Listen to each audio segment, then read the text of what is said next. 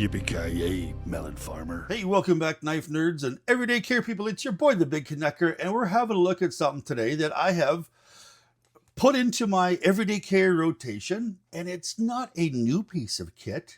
As a matter of fact, it's been around since I think about 1965, and it's been on every space flight, I think, since 1967. They say they put in the Apollo space flight pen.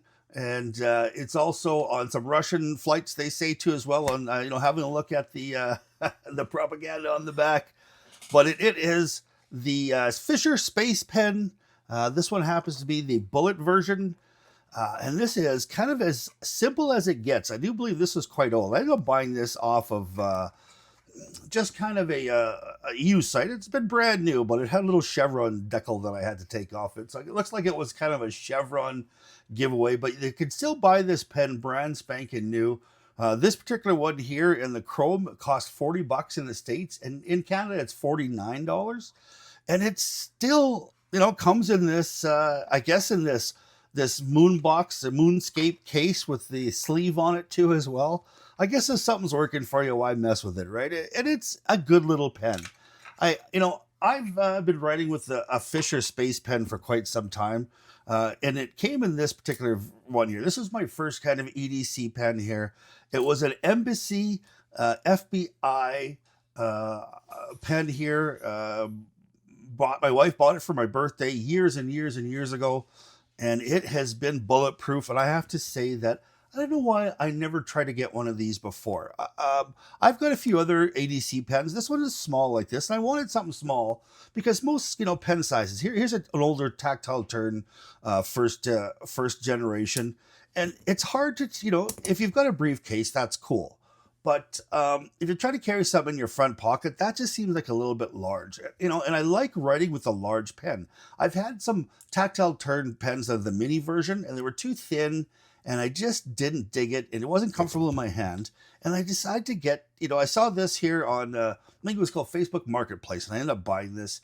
And I just thought, damn it, I'm going to get one of these. And I was really, really blown away by how versatile it is. I really, really dig this pen. And I don't carry it with a clip. I take it and I carry it like this, just inside my front pocket, and it floats around, and I never have to worry that it's there. It's small enough. What do we got here? I think we've got 3.77 inches, so it's less than 4 inches. And when it's opened, it's a full size 5.35 inches, and it's fantastic. I really, really dig this, and it's not an arm and a leg. I mean, this pen here back in the day, I think was around $75 US, and that's going on 10 plus years ago. This one here, brand new, I think was right around $100 US, and I think that's about 6 or 7 years ago. And this one here was like $124, not maybe 5 years ago. So $40 US, or even in Canada here, they're only $49, and that you can get them less expensive than that too as well. You can get I think a matte black for $44. You can get a raw brass one. You can get a brass one with an actual coating on top of it. You can even get a camouflaged. You can get a brushed chrome one. I just happen to find this one here, and I really, really like things that are super smooth. I mean, that's kind of my my little bit of I'm not going to say it a cake, but it's just I love things that are super smooth, and I just like, grabbing this out of my pocket, clicking it open, and it writes like a dream. We have to see here. Let's, it's beautiful.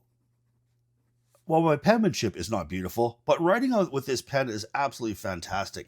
The only thing about this one I wish is I'm going to change it into blue, because I like writing with blue. Blue just seems to be my color a little bit more. And I mean, you've got something here that's with this one, tactile turn, I think this is kind of a Schmidt Easy Flow, and it does write beautifully. Absolutely. There's no doubt about it that this writes beautifully, but this writes very, very well. I mean, it's a little bit rougher than kind of than the Easy Flow 9000. Like it is not as nice a flow. The rollerball on here is not quite as nice, but the handiness is absolutely fantastic. Now this thing here, because it is pressurized, it'll write upside down. It'll write underwater. It'll write over top of grease. And I have had occasion to write on some rather weird surfaces with this pen already, and it has written on some really neat stuff. Like it wrote on some aluminum, ended up writing it on some cloth too as well. I was doing some sewing. Hey, I'm learning how to sew. I ended up writing a little bit of a pattern on a Carhartt work jacket that I bought, and it does write extremely well on multiple surfaces. And the biggest thing is that it is so tiny and it fits in the front pocket just beautifully, and it's super smooth. I would highly recommend this piece.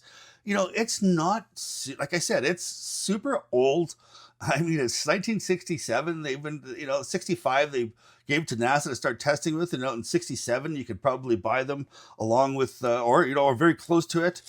I got no problem with this whatsoever, and it's an overlooked piece of kit with all the multitude of pens that we got here. I mean, everybody wants the fidget friendly, pens and stuff like that, but this may not be super fidget friendly. There's no, clicking or anything like that, but it is super small. It's unobtrusive. It could be, if you're going to prison, it can be hidden in the prison wallet rather easily.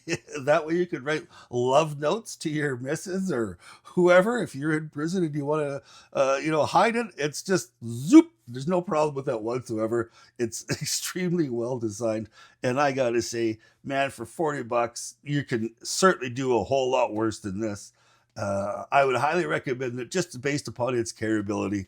So I hope you guys enjoyed this. Just this little bit of, let's have a look here. What we got here before we finish this all? Let's have a look and see what the innards look like. All right. It's got a little O-ring here.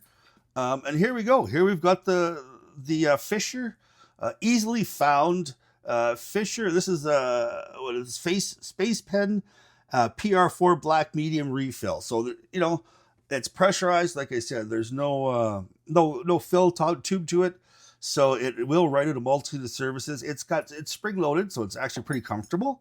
And let's kind of screw it back on there. You can see that it's got well-made pieces inside it. It's got brass inserts.